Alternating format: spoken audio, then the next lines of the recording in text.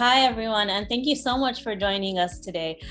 We have founder Fatima Presswala of Turtlefeet Company, that is an eco-friendly and sustainable fashion accessories brand. Hi, Fatima, and thank you so much for joining us today. Hi, Sabira. Thank you for having me. So I'm going to be asking you a few questions to know more about you. So are you ready? Yes, absolutely. Fantastic. So I want to know more about you. So what motivates you to get up every morning?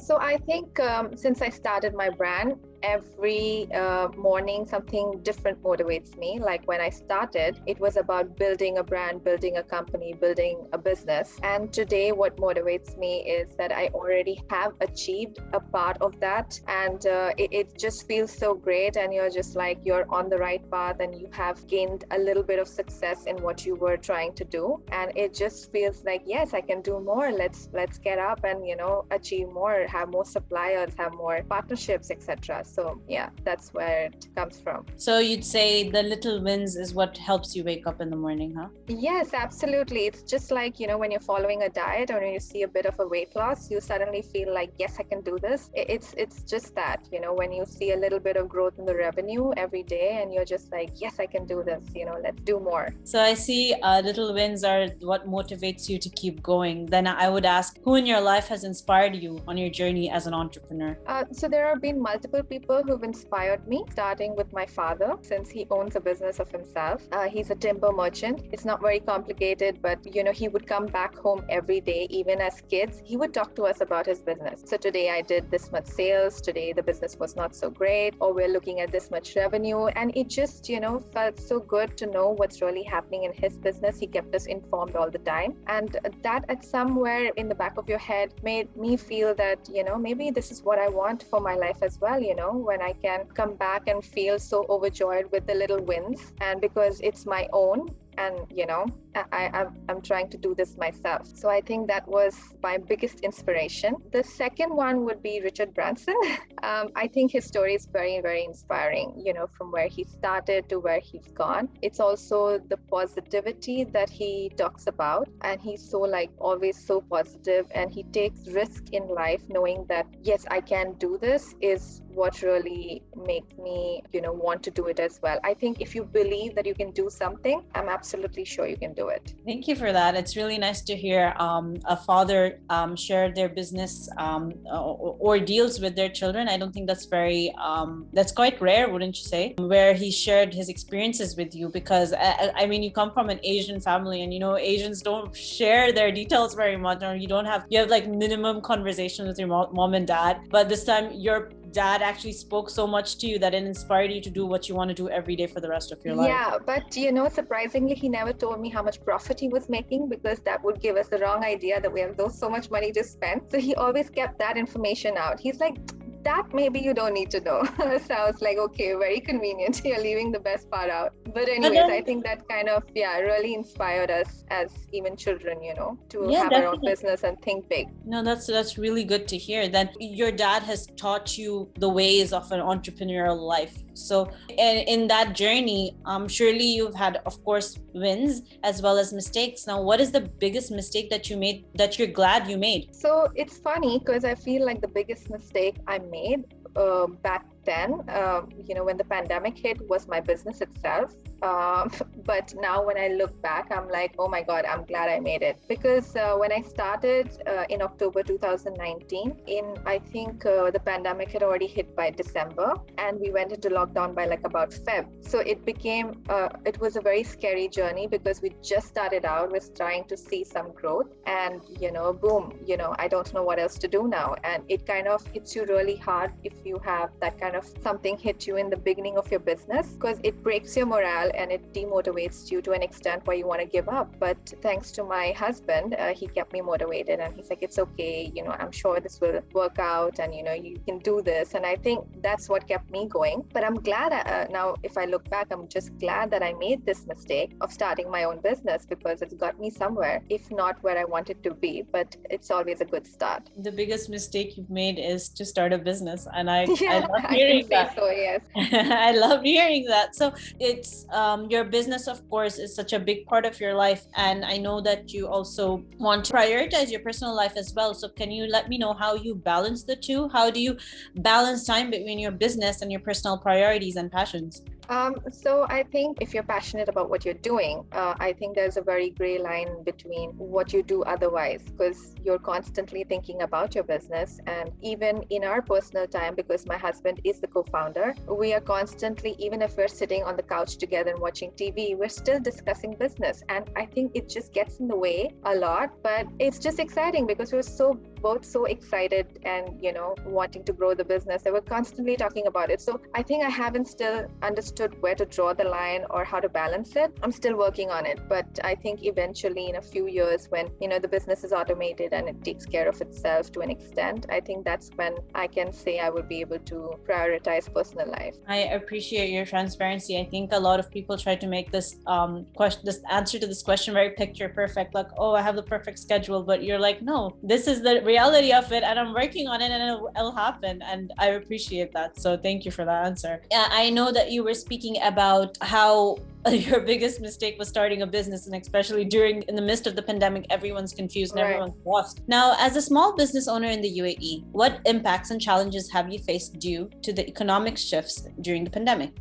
So I would say when I started, we were looking at a more retail focused business, but since the pandemic, like a lockdown, etc., it became really hard to keep up with that, since retail took a huge hit. And that's when we thought maybe we should focus on the online segment. So there was a lot of shift in strategy. Even though we kept that going for a while, we went back to being retail focused as soon as things opened up, because UAE is still a retail focused market. So I would say that it helped us change strategy and understand how we can be a little more agile and adaptable to this current situation. And I think we learned that we can do that. Like, we can juggle and we can shift between strategies and evolve as a business. And that's so important for us to keep going. And I'm glad it hit me when it did, because back then my expenses were low and we're just in the beginning of the business, right? So you're able to evolve and change strategy much easily, and it just prepares me for the future. So I think I can say it's for the good and bad that it hit us. Thank you, Fatima, for sharing that. So during the pandemic, I know you've had a lot of ups and downs as well. So what skills and tools and resources have helped you build resilience and adaptability as a woman entrepreneur?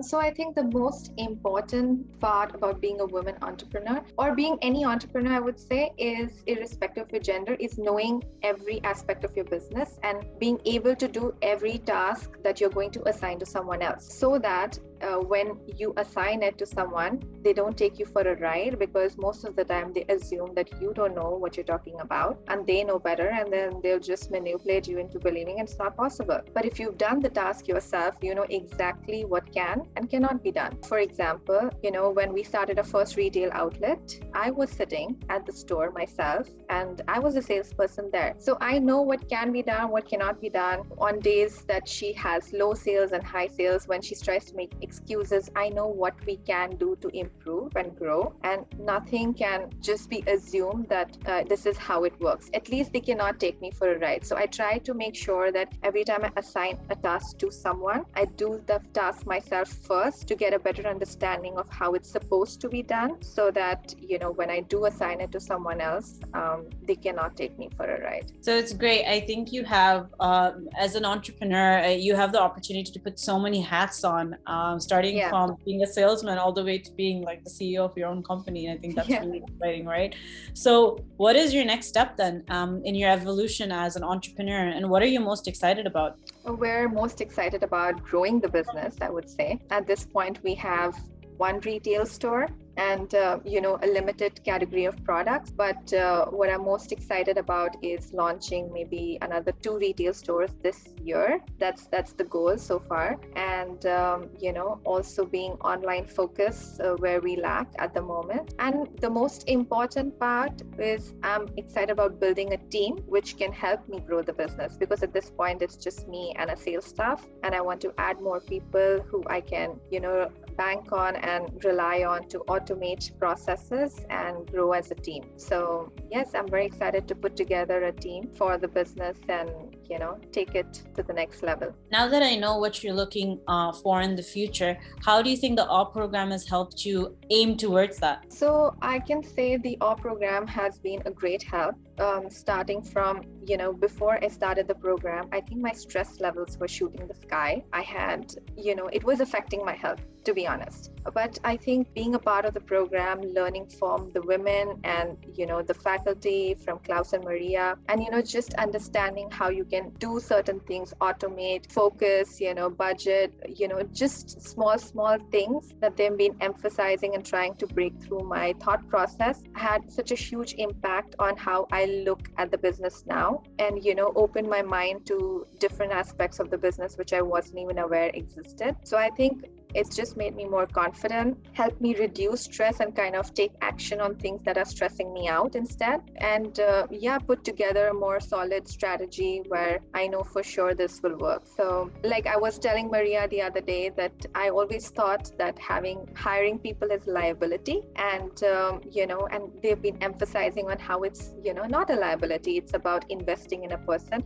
And I don't know why I was so stuck up with that thought process, but I just feel like I've grown so much as a person in the program that I at some point it just one fine day I was just sitting and it struck me, yes, if I had a better sales staff, maybe if I invested in a better sales staff, like I think my sales would go shooting up. And likewise, so I just thought maybe hiring a few people in investing in them will take my revenue to the next level. So I think it's brought a lot of personal growth and professional growth at the same time. So I'm so thankful to the program. I'm happy to hear it. So it seems like the AWE program has really helped you debunk some myths about business. Yes, absolutely. Thank you so much, Fatima, for joining us today. And it was a pleasure speaking with you. Likewise, Sabina. Thank you so much for having me. It was great talking to you. And thank you for all the questions. I think it also helped me think what really wakes me up in the morning. Because honestly, at some point you lose track of what really, you just don't sit back and think about these small things that really matter. So thank you. Thank you for helping me, put my mind into process again. Yeah. Thank you so much, Fatima. Thank you.